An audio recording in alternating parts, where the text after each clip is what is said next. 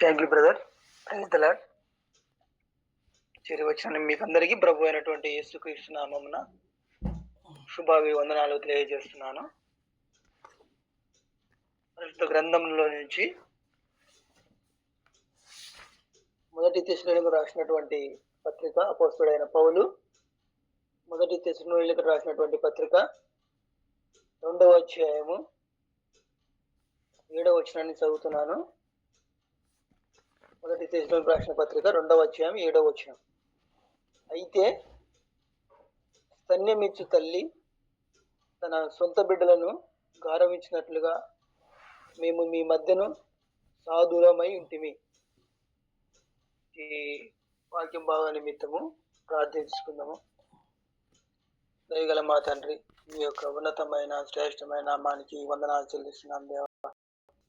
ఈ యొక్క ఉదయకాల సమయంలో తండ్రి మరొకసారి మీ పాద సన్నిధికి రావడానికి దేవా, మీ పాదాల చెంత చేరడానికి మీరు మాకు ఇచ్చినటువంటి కృపా కనికరాన్ని బట్టి మీకు వందనాలు, స్తుతులు, స్తోత్రాలు దేవా. నిజంగా మీ యొక్క ఉదయకాల సమయంలో మొట్టమొదటి సమయాన్ని మీకు ఇవ్వడానికి మీరు ఇచ్చినటువంటి సమయాన్ని బట్టి కూడా నీకు వందనాలు చెల్లిస్తున్నాను దేవా. మీ యొక్క బైబిల్ గ్రంథంలో నుంచి తండ్రి కొన్ని మాటలు మేము ఆలోచిస్తూ ఉండగా దేవా, అవి మా జీవితాలను సరిచేసుకుని ఆత్మీయంగా బలపరచడానికి దేవా, మీ యొక్క సేవలో ముందుకు వెళ్ళడానికి మీరే కృప చూపించమని మీరే మాట్లాడవలసిందిగా వేడుకుంటూ నన్ను నేను తగ్గించుకుంటూ మీ నామని అత్యున్నతంగా హెచ్చిస్తూ ఈ చిన్ని ప్రార్థన మా రక్షకుడు మా ప్రభువునైనా యేసుక్రీస్తు జీవం కలిగిన నామం అడిగి వేడుకుంటుంది మా పరమ తండ్రి, ఆమేన్.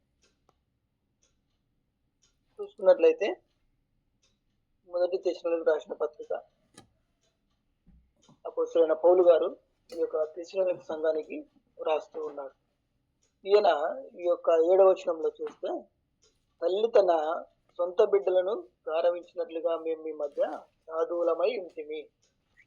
ఇక్కడ ఈయన రాస్తున్నటువంటి విధానాన్ని మనం ఆలోచిస్తే పౌలు గారు ఆ యొక్క సంఘాలను ఎస్టాబ్లిష్మెంట్ చేస్తూ లేదా తను పరిచర్య తను జర్నీ చూస్తాం మనం కదా. తను రక్షింపబడిన తర్వాత, తను దేవుని ద్వారా పట్టబడిన తర్వాత తను యొక్క జర్నీ అంటే సువార్త జర్నీ తను ప్రకటించుకుంటూ గ్రామాలు గ్రామాలు వెళ్తూ ఉన్నట్లుగా మనం చూస్తాం. ఎన్నో అధ్యాయాలు ఈ యొక్క పౌలు గారు బైబిల్ గ్రంథంలో రాసినట్లుగా మనం చూస్తాం కదా. అదేవిధంగా అందులో భాగంగా తెస్సలోనికీయులకు రాసిన పత్రికలో మనం చూస్తే ఈ యొక్క సంఘానికి రాస్తూ ఆయన తల్లి తన బిడ్డలను మనం చూస్తాం కదా. ఈ లోకంలో తల్లి పిల్లల పట్ల ఎంత ప్రేమ, దయ, జాలి, కరుణ కలిగి ఉంటుందో మన అందరికీ తెలుసు కదా. ఆ విషయాన్ని రాస్తూ ఈ యొక్క సంఘానికి మీ మధ్యన మేము ఎలా జీవించామో అనే విషయాన్ని ఆయన రాస్తూ ఉన్నాడు కదా. వాళ్ళ యొక్క రిలేషన్షిప్ అంటే దేవుని నమ్ముకున్న పిల్లల మధ్య లేదా ప్రభువు నమ్ముకున్నటువంటి పిల్లల మధ్య ఉన్న సంబంధ బాంధవ్యాల గురించి ఇక్కడ ప్రస్తావిస్తున్నట్లుగా మనం చూస్తాం. ఇప్పుడు స్తన్యమిచ్చి అంటే అప్పుడే డెలివరీ అయినటువంటి ఈ బాబు లేదా పాపను తల్లి ఎంతగా ప్రేమిస్తుందో, తను నవమోసాలు కని 9 నెలలు పెంచి శరీరంతో తర్వాత డెలివరీ అయిన తర్వాత నిజంగా ఆ బాధ అంతా మర్చిపోయి తర్వాత తను ఎంతగానో ఆ బిడ్డను ప్రేమిస్తున్నట్లుగా మనం చూస్తాం, సంరక్షిస్తున్నట్లుగా మనం చూస్తాం. తను ఎప్పుడు తనతో పాటు ఉంటున్నట్టుగా అంటకట్టబడి, అంటే ఇద్దరు ఆ పాప బాబు లేదా తల్లి రిలేషన్ అంటే ఎంత, అందుకే రాస్తున్నాడు గారావించినట్లుగా. అసలు ఎంత ఏడ్చినా చిన్న పాపగా లేదా తల్లి విసిపోకుండా ఎంతగా శ్రద్ధ తీసుకున్నట్లుగా మనం చూస్తాం. ఈ రోజుల్లో మనం ఆలోచించినట్లయితే ఆత్మీయంగా మనము కొంతమందికి సువార్త ప్రకటించి వారిని దేవుని దగ్గరకు తీసుకుని వచ్చిన తర్వాత వారి గురించినటువంటి ఆలోచన మనకు ఏదైనా ఉన్నదా? అసలు సువార్త ప్రకటిస్తాం, మీరు రక్షణ అనుభవంలోనికి వారికి తీసుకొచ్చిన తర్వాత వారి యొక్క విషయాలు, వారితో ఉన్నటువంటి సంబంధ బాంధవ్యాలు మనకు ఏ విధంగా ఉన్నాయి అని ఆలోచించినప్పుడు తల్లి పిల్లల మధ్య రిలేషన్ ఏ విధంగా ఉండైతే ఇప్పుడు మనం చూస్తాం. ఒక తల్లి ఆ యొక్క బాబు మోసం చేసినప్పుడు ఎంత అసహ్యంగా ఉంటాడో వాటన్నిటిని క్లీన్ చేసి ఓపికతో తర్వాత ఎంతో శ్రద్ధతో ఆ బిడ్డను మనం చూస్తాం కదా. దేవుని దగ్గరికి వచ్చినటువంటి వారు, కొత్తగా నమ్ముకున్నటువంటి వారు ఎన్నో తప్పులు, అంటే వాళ్ళకి ఇంకా తెలియదు కదా వాటిని. అందుకే వాళ్ళతో అంటే వాళ్ళు స్టార్టింగ్ స్టేజ్ లో ఉంటారు కదా. కాబట్టి వాళ్ళు చేస్తున్నప్పుడు వాళ్ళని మనం సరిచేయాలా, వాళ్ళని బాగుపరచాలా, దేవునితో ఆ వాళ్ళని పెంచాలా, నర్చరింగ్ చేయాలా. మనం చూస్తాం కదా, నర్సరీలో ఉన్నటువంటి మొక్కలకు మంచి నీడను లేదా మంచి సబ్సిడెంట్ ఎరువులు వేసి వాళ్ళను పెంచుతూ ఉంటారు. అదేవిధంగా మొట్టమొదటిగా దేవుని దగ్గరకు వచ్చినటువంటి వారిని నర్చరింగ్ చేయాల, పెంచాల. వాళ్ళకి కావాల్సినటువంటి సఫిషియంట్ అంటే నాట్ ఓన్లీ వాక్యము లేదా పేరు, కానీ వాళ్ళ యొక్క స్థితి మనం అర్థం చేసుకోవాలా, వాళ్ళతో మాట్లాడాలి. ఫస్ట్ వాళ్ళతో కొంత సమయాన్ని కేటాయించాల కదా. కేటాయించినప్పుడే వాళ్ళతో ఉన్నటువంటి రిలేషన్ మనం కలిగి ఉన్నప్పుడు వాళ్ళలో ఉన్నటువంటి బాధలు, వాళ్ళు ఏ స్ట్రగుల్లో ఉన్నారు, వాళ్ళ ఫైనాన్స్ నీడ్స్ లో ఉన్నారా, ఆ తర్వాత ఇంకేమైనా పాప స్థితిలో మళ్ళా కూరుకొని పోతున్నారా, లేదా దేవునితో ప్రతిదినం బైబిల్ చదువుతున్నారా, లేదా దేవునితో కనీసం ప్రార్థిస్తున్నారా, ఇలాంటి విషయాలు మనం వారితో కొంత సమయాన్ని వెచ్చించాల్సిన ఉంది. వెల చెల్లించాల మన సమయాన్ని. ఉండొచ్చు మన ఫ్యామిలీ సమస్యలన్నీ. అందుకే ఏమంటున్నాడు కదా ఇక్కడ, గారావించినట్లుగా వాళ్ళు ఏం చేసినా, వాళ్ళు ఎంత ఇబ్బంది పెట్టినా, కొందరు యాక్చువల్ గా మనం ఎన్నిసార్లు చెప్పినా వాళ్ళు దేవుని వాక్యం వినలేని వారిగా ఉంటారు. అయినప్పటికీ ఒక అన్న హ్యూమిన్ షో ఆయన చేస్తూ ఒక దాదాపు 15 times అతను బైబిల్ స్టడీకి రాకపోయినా, తమ్ముడు ఈరోజు బైబిల్ స్టడీ, అతను విసుక్కున్నా, బాధపడినా, ఇబ్బంది పెట్టినా, అయినప్పటికీ తమ్ముడు ఈరోజు బైబిల్ స్టడీకి రా అని నన్ను ఎన్నోసార్లు పిలిచాడు. సరే ఏదో ఇన్నిసార్లు పిలుస్తున్నాడు, దాదాపు ప్రతిసారి బైబిల్ స్టడీ ఉన్న రోజుల్లో రా తమ్ముడు అని మళ్ళీ బతిమాలుకునేవాడంట. సరే ఈయన ఇన్నిసార్లు పిలుస్తున్నాడు అని ఒక్కసారి వచ్చి దేవుని వాక్యం విన్నా అంట. విన్న తర్వాత తన మారు మనసు పొంది ఈరోజు ఒక గొప్ప మాస్టర్ గా ఉన్నా కదా. ఈ విషయాన్ని మనం ఆలోచిస్తే మనకు ఓపిక. అందుకే దేవుడు కూడా ఎంతోగానో దేవుడు ఎన్నో ఆత్మల కోసం తాను ప్రయాణించి వెళుతూ ఉన్నట్లుగా మనం చూస్తాం. ఇక్కడ ఆయన రాస్తూ ఆయన ఈ విషయాలు మనకు రాస్తున్నట్టుగా మనం చూస్తాం. అదే విధంగా ఈ యొక్క తల్లి ఒకసారి ఏమైందంటే ఒక స్త్రీ ఉందట, తను ఒక ఫంక్షన్కి వెళ్తూ వస్తూ ఉన్నప్పుడు ఆ యొక్క బురదలో ఇద్దరు పిల్లలు ఆడుకుంటూ ఉన్నారట. ఆడుకుంటూ ఉంటే దూరం నుంచి ఎవరో చూసింది. ఆమె మనసులో ఏమనుకుంటుందంటే, ఈ పిల్లలు ఎంత వేస్ట్ పిల్లలు, స్కూల్కు వాళ్ళు కదా, స్కూల్కి వెళ్ళే టైంలో వీళ్ళు బురదలో ఆడుకుంటున్నారు, వేస్ట్ పిల్లలు, పనికిమాల పిల్లలు అంత ఎంత డట్టిగా ఉన్నారు అని ఆలోచించుకుంటూ ఆమె వస్తూ ఉందంట. ఆమె అడుగులు ముందుకు వేస్తూ ఉందంట. వాళ్ళకు దగ్గరకు సమీపించినప్పుడు అక్కడ చూస్తే వాళ్ళు ఎవరో కాదు, ఈమె పిల్లలే.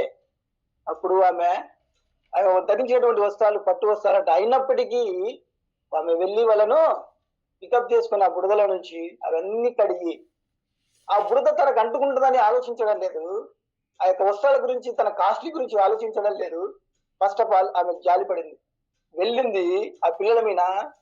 వాళ్ళు ఏమనుకుంటుందంటే, ఎందుకు అలా చూపింది, ఆమె దూరంగా ఉన్నటువంటి ఆమె ఉన్నప్పుడు ఎందుకు అలా మనసుంది, దగ్గరికి వచ్చినప్పుడు అంటే ఆమె వీరు నావారు, వీరు నా పిల్లలు, నా అనేది ఎప్పుడైతే ఆమె ఆలోచించిందో మిగతా వాటి గురించి ఆమె ఆలోచించలే. కాబట్టి మనం కూడా మినిస్ట్రీ లేదా పరిచర్య అనేది నా అని మనం తీసుకున్నప్పుడు, నశించే ఆత్మలు మన దగ్గర ఉన్నప్పుడు లేదా పక్కన ఉన్నప్పుడు ఎప్పుడైతే నువ్వు ఓన్ చేసుకుంటావో, ఇవి నావి, వీరు నా వారు, నా సొంత వారు, వీళ్ళు నశించి నరకానికి వెళ్ళిపోతారని ఎప్పుడైతే నువ్వు ఆ కన్సర్న్ కలిగి ఉంటావో, వాళ్ళ దగ్గరకు వెళ్ళి వారు ఏ స్థితిలో ఉన్నప్పటికీ, వారు ఎంత ఘోరమైన పాపపు స్థితిలో ఉన్నప్పటికీ నువ్వు వారి దగ్గరికి వెళ్ళడానికి ఇష్టపడతావు. ఎప్పుడైతే నువ్వు ఓన్ చేసుకోలేదో, ఎప్పుడైతే ఇవి నామని ఉండలేదో, అప్పుడు మనము వాళ్ళందరినీ దూరం పెట్టడానికి, వారి గురించినటువంటి ఆలోచన, వారి గురించి కన్సర్న్ మనకు ఉండదని ఇక్కడ మనం అర్థం చేసుకోవచ్చు. అందుకే కింది వచనం రాస్తే అదే అధ్యాయము 12వ వచనంలో ఆయన ఏం రాస్తాడంటే, మధ్యలో చదువుతున్నాను నేను, తండ్రి తన బిడ్డల ఎడల నడుచుకున్న రీతిగా మీలో ప్రతి వాడి ఎడల మేము నడుచుకుంటే మీకు తెలియను. తండ్రి ఎలా నడుచుకున్నాడో మీ మధ్య మేము అలా నడుచుకున్నామని ఈ యొక్క తెస్సలోనికీయులకు రాసిన పత్రిక 2వ అధ్యాయం 12వ వచనం రాస్తాడు అన్నమాట కదా. తండ్రి మనం చూస్తే తండ్రి పిల్లల పట్ల ఎంత ప్లాన్ కలిగి ఉంటాడు. మా పిల్లలకు మంచి చదువులు అందించాలా, మా పిల్లలకు ఒక గ్రేట్ ఉన్నత స్థాయిలో ఉంచాలా, వాళ్ళకు ఫ్యూచర్ లో ఇవి ఉండాలా, ఆస్తులు ఉండాలా, తర్వాత కొంత గోల్డ్ ఉండాలా, తర్వాత వాళ్ళను ఒక మంచి పొజిషన్ లో పెట్టాలా, అందరికంటే బాగుండాలా, ఇది ఆలోచిస్తాడు ఒక తండ్రి. అదే విధంగా మేము మీ పట్ల కూడా ఆలోచించాం. పౌలు గారు ఏం ఆలోచిస్తారంటే వీరి పట్ల మా పిల్లలని వారు రక్షణ పొందాలా, ఆ రక్షణ అనుభవం వాళ్ళు అనుభవిస్తూ వాళ్ళతో పాటు ఆ యొక్క రక్షణ అనుభవం నశించే ఆత్మల పట్ల వాళ్ళు ఆ భారహృదయం కలగాల, వాళ్ళు ఎక్విప్మెంట్ చేసుకుంటూ దేవునిపై ఆధారపడుతూ దేవుని కోసం జీవిస్తూ నశించే ఆత్మల పట్ల ఎంతో కన్సర్న్ భారం కలిగి ఉండాలా అనే ఉద్దేశంతో తండ్రి మీ ఏ విధంగా జారి పడదామో మేము మీ ఎందు అలా అన్నాము అంటున్నాం కదా. నిజంగా మనం చూస్తే ఒక ఫాదర్, ఒక మదర్, తల్లిదండ్రులు పిల్లల పట్ల ఎంత శ్రద్ధ చూపిస్తారో మనకు అర్థం చేయాలి. ఎందుకంటే మనం అందరం ఇప్పుడు ఎల్డర్స్, ఇక్కడ మోస్ట్లీ మ్యారేజ్ అయిన వాళ్ళు ఉన్నాం కదా. మనం అర్థం చేసుకుంటే మన యొక్క ఫ్యామిలీని ఎంత ప్రొటెక్ట్ చేస్తాం, ఎంత మనం స్టెప్ తీసుకుంటాం.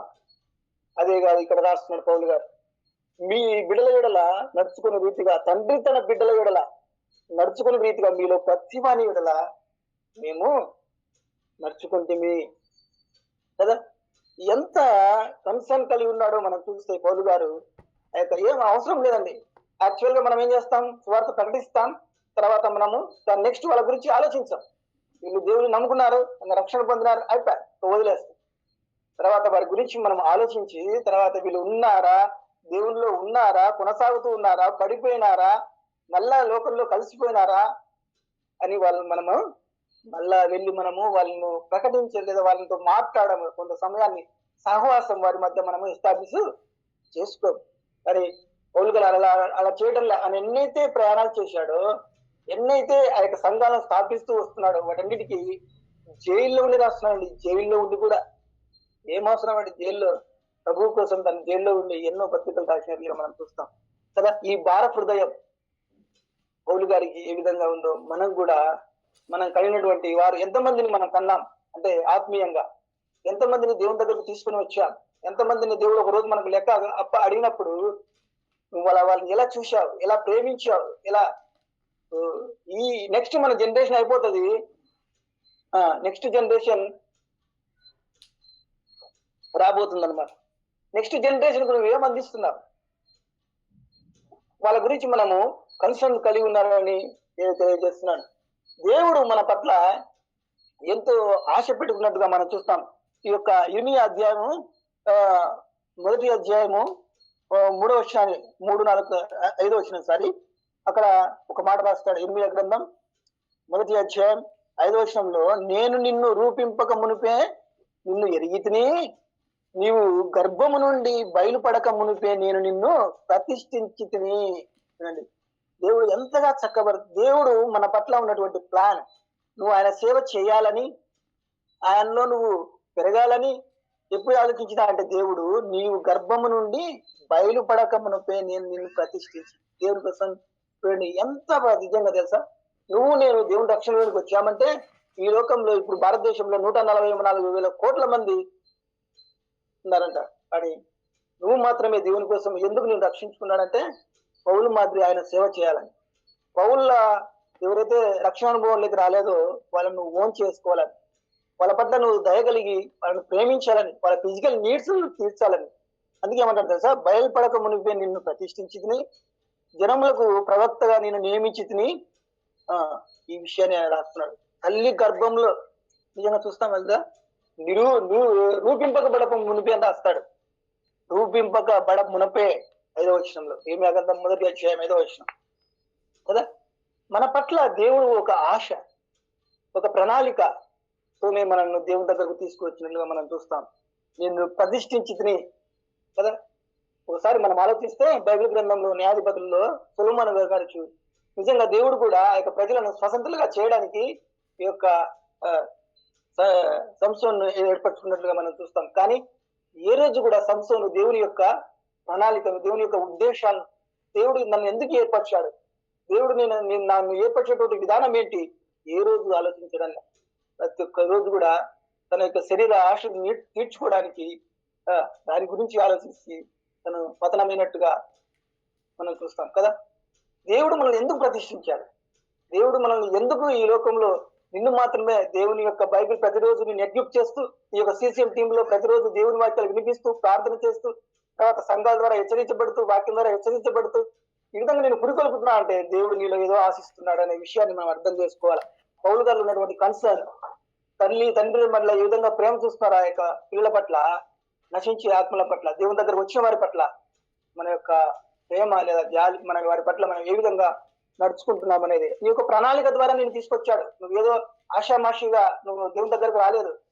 దేవుడు నీ పట్ల ఒక ఉద్దేశాన్ని, ఒక ప్లాన్ ను, ఒక ఆశను, ఈ నా కుమారుడు లేదా కుమార్తె నా సేవ చేస్తుంది, నన్ను వెంబడిస్తుంది, నాతో పాటు ఎన్నో ఆత్మలు రక్షిస్తుంది అనే ఒక నమ్మకాన్ని నీపై దేవుడు ఉంచుకున్నాడు. ఈ ఉదయకాల సమయంలో నిన్నతో మాట్లాడుతున్నాడు. చక్కగా నువ్వు అర్థం చేసుకుని దేవుని పరిచర్యలో ముందుకు కొనసాగితే నీవు దేవుని దగ్గర నువ్వు బహుమానాలు పొందేవాడిగా ఉంటావు.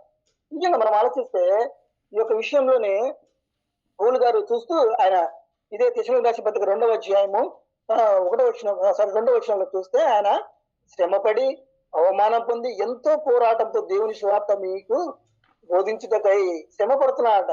ఏందండి చూడండి పౌలు గారి యొక్క ఎంతగా దేవుని కోసము తను శ్రమ పడుతున్నాడో. అవమానము పొంది ఏమంటే తెలుసా, ముందు అంటాడు ఆయన రాస్తూ, మేము ఫిలిప్పీలు ముందు శ్రమపడి అవమానం పొంది ఎంతో పోరాటముతో దేవుని సువార్తను మీకు బోధించుటకై దేవుని ఎందుకు ధైర్యం తెచ్చుకుంటుంది. ఇప్పుడున్న పరిస్థితుల్లో మనం చూస్తే ఉన్నాయి, స్ట్రగుల్స్ ఉన్నాయి, నేను లేవో చెప్పలేదు. ఎందుకంటే మనకు అన్ని మన దేశంలో ఎన్నో మనకు ఆటంకాలు, ఇబ్బందులు లేదా ఉన్నటువంటి జీవులు ఇవన్నీ మనం చూస్తూ ఉన్నాం. But depend upon the prayer and next దేవునితో మనం ఉన్నటువంటి సహవాసము లేదా దేవునితో మనం చేసే రిలేషన్ వల్ల దేవుడు మనకు సహాయం చేయడానికి ఉంటాడు. ప్రార్థన, కన్నీటి ప్రార్థన, దేవుని సన్నిధిలో మోకరించి ఉన్నప్పుడు మనము ధైర్యం తెచ్చుకుంటేమి అని రాస్తాడు అక్కడ. ధైర్యం తెచ్చుకుంటేమి ఉన్నటువంటి వాటిలో మనం ఏ విధంగా వెళ్ళాలా, ఉన్నటువంటి టెక్నాలజీ మనం అర్థం చేసుకుంటూ ప్రతిదినము దేవుని వాక్యాన్ని ఇప్పుడు వచ్చినటువంటి టెక్నాలజీలో సెల్లులు ఉన్నాయి, తర్వాత ఇంకోటి ఉన్నాయి. ప్రతిదినము దేవుని నమ్ముకున్న వారికి ఒక సువార్త కొంతవరకు ప్రకటించి దేవుని వాక్యం వారికి పోస్ట్ చేయొచ్చు, తర్వాత మొబైల్ ద్వారా వారితో మాట్లాడచ్చు. సో ఈ విధంగా మనం కమ్యూనికేషన్ ఆ యొక్క లేని వారితో మనం పెట్టుకున్నప్పుడు దేవుడు మనకు కొంత సహాయం చేయడానికి ఇష్టపడుతున్నాడు. నిజంగా పౌలు గారు ఎంతో శ్రమపడి ఎంతో పోరాటంతో ఆయన సేవ చేసినట్లుగా మనం చూస్తాం. ఇదే అధ్యాయంలో మనం చూస్తే 4వ వచనంలో దేవుడు 2వ అధ్యాయం 4వ వచనం, దేవుడు ఎంచబడిన వారమై మనుషులను సంతోషపెట్టు వారము కాక మన హృదయములను పరీక్షించు దేవుణ్ణే సంతోషపెట్ట వారమై బోధించుతున్నాము. మనుషులను సంతోషపెట్టాలి. కొందరు చూస్తే పరిచయం చేసేటప్పుడు ఇది నాది అది వేస్తుంటారు. బట్ మనుషుల మెప్పు కాదండి, ఇక్కడ దేవుని సంతోష పెట్టాలని రాస్తున్నాడు పౌలు గారు. మనం దేవుణ్ణి మహిమపరచాల, మనుషులకు కాదు మహిమ, దేవునికి మహిమ, దేవునికి మహిమ. ఎంతో మంది దేవుణ్ణి మనం స్తుతించినప్పుడు దేవునికి మహిమ తెచ్చే వారంగా ఉండాలి. మనుషులకు ఏందండి, ఈ రోజు మనుషుల ద్వారా మనం మెప్పు పొందుతాం, ఈ రోజు ఉంటాం, కనీసం అంటే 60 ఏళ్ళ తర్వాత మన జీవితాన్ని ముగించుకొని వెళ్ళిపోవాల్సిందే. అందుకే అంటారు తెలుసా, ఈ లోక జీవితము ఒక యాత్రికుని వంటిది. అందుకే కదా యాత్రికులు ఏం చేస్తారు, అక్కడ పోయిన తర్వాత టెంట్ వేస్తారు, కొద్ది రోజులు జీవిస్తారు, తర్వాత ఆ టెంట్ తీసుకొని మళ్ళా వెళ్ళిపోవాల్సిందే. మనం కూడా ఈ లోకాన్ని విడిచిపెట్టి వెళ్ళిపోవాల్సిందే కదా. కాబట్టి ఈ లోపల ఈ మన జీవితం ఆరిపోయే లోపల నువ్వు దేవుని దగ్గర దేవుని పని చేయడానికి నువ్వు దేవునితో, అందుకే ఆయన ఎంత దేవుని సంతోష పెట్టాలి, మనుషులను కాదు. మనుషుల వల్ల మెప్పు వచ్చినా రాకపోయినా అది వేస్ట్. ఒకవేళ వాళ్ళు పోయినా పొగడకపోయినా అది ఎందుకు పనికిరానిది మనుషులు. బట్ దేవుని దృష్టిలో నువ్వు దేవుని సంతోష పెట్టగలిగితే నువ్వు చాలా ధన్యురాలవని నేను ఈ ఉదయకాలంలో తెలియజేస్తున్నాను. నిజంగా ఆయన రాస్తాడు ఇదే అధ్యాయంలో, సువార్త మాకు అప్పగించబడినది అని రాస్తున్నాడు ఆయన కదా. నిజంగా దేవుని దగ్గర మనము ఎంతో నేర్చుకుని వచ్చిన వారమై ఉంటున్నాము. మనుషులను సంతోషపెట్టక దేవుని సంతోషపెట్ట వారమై ఉన్నాము అనే విషయము రాస్తాడు. అదేవిధంగా కష్టముల్లో నష్టముల్లో మనం ఉండినప్పుడు దేవుని సువార్త ఈయన మీ ప్రయాస కష్టము 9వ వచనంలో జ్ఞాపకం ఉన్నది కదా, మేము మీలో ఎవరికైనా భారంగా ఉండకూడదని రాత్రి పగళ్ళు కష్టము చేసి జీవనం సాగించి దేవుని సువార్త ప్రకటించి తిని. నిజంగా కదా, వీళ్ళు ఎంతగానో రాత్రి చూడండి ఇక్కడ రాస్తే రాత్రి అందరూ కష్టపడతారట. ఆ జీవనానికి సంబంధించినటువంటి ఆ ఆహారాన్ని సమకూర్చుకొని తర్వాత వాళ్ళు దేవుని పరిచర్య చేసిన రాత్రి పగళ్ళు కష్టపడ్డాడు. ఎందుకు తెలుసా, ఇతరుల పైన వారు డిపెండ్ కాకుండా, ఇతరులపై వాళ్ళు ఆధారపడకుండా వారికి భారంగా ఉండకూడదని రాస్తారు అక్కడ కదా. మనం కూడా అదే చేస్తున్నాం. మన యొక్క జీవనాన్ని కొనసాగిస్తూ అట్లా దేవుని పరిచర్యను ఇట్లా ఫ్యామిలీని బ్యాలెన్స్ చేసుకుంటూ వెళ్ళాలా. ఏది ఏ గాడి పోయినా కానీ మనము సమాజంలో అవమానం పొందే వారంగా ఉంటాం. అదే విధంగా మన ఫ్యామిలీని బ్యాలెన్స్ చేయాలా, మినిస్ట్రీని బ్యాలెన్స్ చేయాలా. కాబట్టి ఇక్కడ ఆయన రెండు బ్యాలెన్స్ చేస్తున్నట్లుగా మనం చూస్తాం. తర్వాత దేవుని విషయంలో సువార్త మనకు అప్పగింపు యోగ్యులమని దేవుడు ఎంచబడిన వారమే అని రాస్తారు. ఎక్కడంటే 4వ వచనంలో సువార్త మాకు అప్పగించుటకు యోగ్యులమని దేవుని వలన ఎంచబడిన వారమై. 4వ వచనంలో 2వ అధ్యాయం 4వ వచనంలో సువార్తను మాకు అప్పగించుటకు యోగ్యులమని దేవుని వలన ఎంచబడిన యోగ్యులు. మీరు యోగ్యులేయా, మీరు సువార్త ప్రకటిస్తారు, మీలో ఉంది ఆ టాలెంట్ అని దేవుడు మనల్ని ఏర్పరచుకున్నాడు కదా. ఆషామాషి కాదు, నేను ఎప్పుడో చెప్పాను కదా. కాబట్టి యోగ్యత ఆ నమ్మకము దేవుడు నీపై పెట్టుకున్నటువంటి ఈ నమ్మకాన్ని నువ్వు ఒమ్ము చేస్తున్నావా, లేదా నశించే ఆత్మల పట్ల నిజంగా తల్లి తండ్రి ఏ విధంగా ఆ పిల్లల్ని ఏ విధంగా ప్రేమిస్తున్నారో ఆ విధంగా నువ్వు వారి పట్ల కన్సర్న్ కలిగి ఉన్నావా, వాళ్ళని ప్రేమిస్తున్నావా, వాళ్ళ యొక్క ఫిజికల్ నీడ్స్ ఏమైనా ఆలోచిస్తున్నావా, వాళ్ళు అన్నం తింటున్నారు, ఆకలితో ఉన్నారు, కనీసం ఏ రోజైనా ఫోన్ చేసి హలో బ్రదర్ ఎలా ఉంది మీ ఫ్యామిలీ, ఏ విధంగా ఉన్నారు, కనీసం భోజనం చేస్తున్నారా, ఆరోగ్యంగా ఉందా, మీ పిల్లలు ఎలా ఉన్నారు. ఈ యొక్క రిలేషన్ అండి. నేను చెప్పేది మన బంధువులతో కాదు, దేవుని నమ్ముకున్నటువంటి ఆత్మీయుల పట్ల.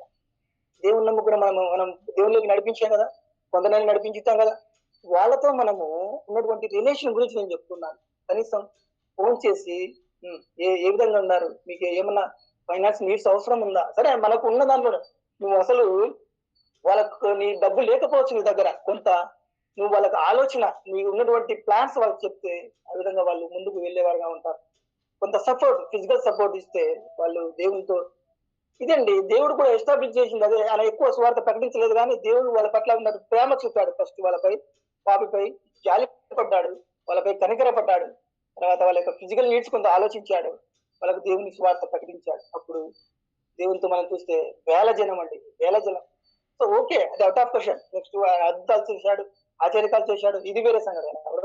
బట్ దేవుడు వాళ్ళ పట్ల ఎంతో ప్రేమ చూపినట్లుగా చూస్తే మనం కొండ మీద ప్రసంగంలో దేవుడు ఆ యొక్క 2 దినాల్లో ఆ యొక్క ప్రసంగం చేసిన తర్వాత వాళ్ళ యొక్క ఫిజికల్ నీడ్స్ కూడా ఆలోచిస్తున్నారు కదండి.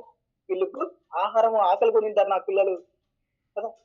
అలాంటి ఫిజికల్ నీడ్స్ మనం కూడా తీర్చాలన్నది ఈ యొక్క పౌలు గారి యొక్క ఉద్దేశం. మీరు ఎలా ఉన్నారు, వాళ్ళకు భోజనం పెట్టుడి అన్నప్పుడు ఆ యొక్క 2 చేతులు నిజంగా దేవుడు నిజంగా ఆ యొక్క ఆహారాన్ని సమృద్ధిగా దీవించినప్పుడు 12 గంపలు తెలుసా, వాళ్ళ యొక్క ఫిజికల్ నీడ్స్ ఆలోచిస్తున్నారు, నా పిల్లలు ఆకలి కొంటున్నారు కదా. అలాగే మనం కూడా వారి పట్ల మనము కన్సర్న్ కలిగి ఉండాలనే నా యొక్క ఉద్దేశం. చివరిగా ఒక విషయాన్ని చూసి నేను ముగిస్తాను. లూకా రాసిన సువార్తలో ఒక మాటను రాయబడి ఉంటది. లూకా రాసిన సువార్త 10వ అధ్యాయము, నాకు తెలిసినటువంటి వాక్య భాగమే 10వ అధ్యాయము 30వ వచనాన్ని నేను చదువుతున్నాను. 30 నుంచి కాదు, టైం లేదు. అతని మీద మనకు తెలిసి విషయం, 4వ వచనంలో అతన్ని చూసి అతని మీద జాలిపడి దగ్గరకు పోయి నూనె ద్రాక్షారసం పోసి అతని గాయములు కట్టి తన వాహనం మీద ఎక్కించుకొని పుట్టకుల వాని ఇంట తీసుకొని పోయి అతని పరామర్శించును. ఇతడు సమరేయుడు. సో ఆ దావలో మనకు తెలిసి స్టోరీ అంతా. ఆ దావలో ఎందరో వెళ్ళిపోయారు, అతని మీద ఎవరు జాలిపల్లే, అతని పైన ఎవరు కన్సర్న్ చూపలే. బట్ ఈయన మాత్రం వచ్చాడు, దగ్గరికి పోయినాడు. ఫస్ట్ ఆఫ్ ఆల్ నెక్స్ట్ నూనె ద్రాక్షారసం పోసి అతని మీద జాలిపడి వెనక రాస్తాడు. ఇక్కడ ఎన్నో వచ్చిన అంటే 34వ వచనంలో అతని మీద జాలిపడి దగ్గరకు పోయి నూనె ద్రాక్షారసం పోసి గాయములు కట్టి తన వాహనం మీద. ఇక్కడ విషయం మనం ఆలోచించినప్పుడు తను చేసినటువంటి విషయాలు ఎంతో ఉన్నతమైనవిగా మనం చూడవచ్చు కదా. ఏంటంటే పోయినాడు, జాలి పడినాడు, సరే తను బాగు చేసినాడు, గాయాలు కట్టినాడు, ఇంకా వదిలేసి వెళ్ళిపోవచ్చు. అలా కాదు కదా. ఆయన ఏం చేస్తున్నాడు తెలుసా, తన యొక్క స్థితిని ఒక పూటకుల ఇంటి వాడి దగ్గర దించి అక్కడ రాస్తాడు, ఆయన పరామర్శించండి, నేను చూసుకోండి, ఇంకా ఏమైనా కావాల్సి మీరు ఇవ్వండి. ఎందుకంటే ఈయన కొంత పని మీద ఉన్నాడు, కొంత వేరే పనిలో వెళ్తూ ఉన్నాడు కదా. ఆ వెళ్ళే పనిని ముగించుకొని మర్నాడు అతడు 2 దేరంగం తీసుకుని ఆ పుట్టకుల వారికి ఇచ్చి పరామర్శించి ఇంకేమైనా ఖర్చులో చేసిన నేను మరలా వచ్చి ఎంత మరలా వచ్చి చెల్లిస్తాను. ఇది అండి దేవుని నమ్ముకున్న పిల్లల యొక్క రెస్పాన్సిబిలిటీ. తను జారిపడమే కాకుండా, తన బాగుపరచడమే కాకుండా, తన ఆ యొక్క వాళ్ళను సహాయం చేయడమే కాకుండా, తర్వాత తన యొక్క స్థితిని కూడా ఆలోచిస్తున్నాడు. ఏమైపోతాడు ఈయన? ఇక్కడ వదిలిపెట్టిపోతే దెబ్బలతో ఉన్నాడు, గాయాలతో ఉన్నాడు. తర్వాత ఆహారం లేదు. కొంత ఆయన రికవర్ అవుతాడు. ఇక్కడ ఉంటే కొంత స్టెబిలేషన్ అవుతాడు. కొంత శక్తి కలుగుతాడు అని ఇతనికి ఏమైనా ఖర్చులైతే మరలా నేను వచ్చి ఇచ్చేదను. ఈ మాట నేను అంటలేదు కదా. కనీసం మనం ఒక పొరుగుపాటు, అందుకే ఎవడు పొరుగువాడు అన్నప్పుడు ఆయన చేసినటువంటి పరిచర్య మనలో కూడా ఎంతో మంది పొరుగు వారు వాళ్ళ యొక్క ఫిజికల్ నీడ్స్ అయితేనేమి, ఫైనాన్షియల్ నీడ్స్ అయితేనేమి, తర్వాత ఆత్మీయ నీడ్స్, దేవుని యొక్క వాక్యం గురించి ఎదురు చూస్తున్నారు.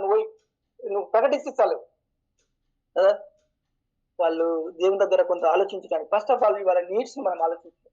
వాళ్ళు ఏ స్థితిలో ఉన్నారు, వాళ్ళతో మాట్లాడినప్పుడు కొందరు డబ్బు ఉంటది, అన్ని ఉంటాయి, కానీ వాళ్ళకు మనశ్శాంతి అనేది ఉండదు. బట్ దేవునితో కొన్ని మాటలు వాళ్ళతో మనం వివరించినప్పుడు నీ డబ్బు వాళ్ళకు అవసరం లే, నువ్వు చెప్పే ఆ యొక్క ఆదరణ మాటలు మనం చూస్తాం. ఎంతో మంది యూఎస్ఏలో అన్నారు వాళ్ళు చెప్పినప్పుడు ఆత్మహత్యలు వెళ్ళినప్పుడు ఆ యొక్క నిజంగా కొన్ని మాటలు వాళ్ళతో మాట్లాడినప్పుడు వాళ్ళ యొక్క నిర్ణయాలు మార్చుకున్నట్టుగా మనం చూస్తాం కదా. ఒక జీవి ఒక అతను నశించి ఆ యొక్క ట్రైన్ కింద పడాల్సినటువంటి వ్యక్తి దేవుడి మాటలు అందించినప్పుడు తన జీవితం దేవుని కోసం ఉపయోగించాడు. తర్వాత ఒక అతను ఒకరోజు ఒక మినిస్ట్రీ ఉందంట, అక్కడ ఎవరు వాక్యం చెప్పడానికి లేదు. ఆయన సెలవు పెట్టి ఒక రోజు, ఈ రోజంతా అర్ధ రోజు సెలవు పెట్టి నేనున్నాను, నేను వాక్య పరిచయం చేస్తాను, నేను వెళ్తాను అని స్టాండ్ తీసుకున్నట్లుగా మనం చూస్తాం. ఈ రోజుల్లో ఈ ఉన్న సమయాల్లో, ఖాళీ సమయాల్లో ఎంతో సమయాన్ని వృధా చేస్తూ, ఎంతో సమయాన్ని వేస్ట్ చేస్తూ దేవునికి ఇవ్వాల్సినటువంటి నీపై పెట్టినటువంటి ఆశను యోగ్యమని ఎంచి మనకి ఈ పరిచయం ఇచ్చాడు. కానీ మనము దేవుని నమ్మకాన్ని ఒమ్ము చేస్తున్నామా? మనం పరిశీలించుకుంటూ మనము దేవునితో దగ్గర తీసుకొచ్చిన వారి పట్ల ఆ కన్సర్న్, వారి తల్లి తండ్రి ఏ విధంగా అయితే పిల్లల్ని ప్రేమిస్తారో ఆ విధంగా ప్రేమిద్దాం, సహవాసిద్దాం, వారిని ఒకసారి పరామర్శిద్దాం, వారితో మాట్లాడదాం. అలా మాట్లాడినప్పుడు వారు ఇంకా దేవునిలో స్థిరపడడానికి, బలపడడానికి, పౌలు గారు అయితే ఏ విధంగా అయితే సంఘాలను ఎస్టాబ్లిష్ చేసిన తర్వాత వాళ్ళ పత్రికలు ఏ విధంగా ఉన్నారు, ఆత్మీయంగా పడిపోయారా, ఇలా ఆయన పరామర్శిస్తూ వచ్చినట్టు మనం చూస్తాం. కాబట్టి రానున్న దినాల్లో మనం ఆ విధంగా జీవించడానికి దేవుడు మనకు అలాంటి కృప అనుగ్రహించి రావున దేవుని ప్రార్థిద్దాం. Thank you brother. Praise the Lord. Thank you అన్న. Thank you.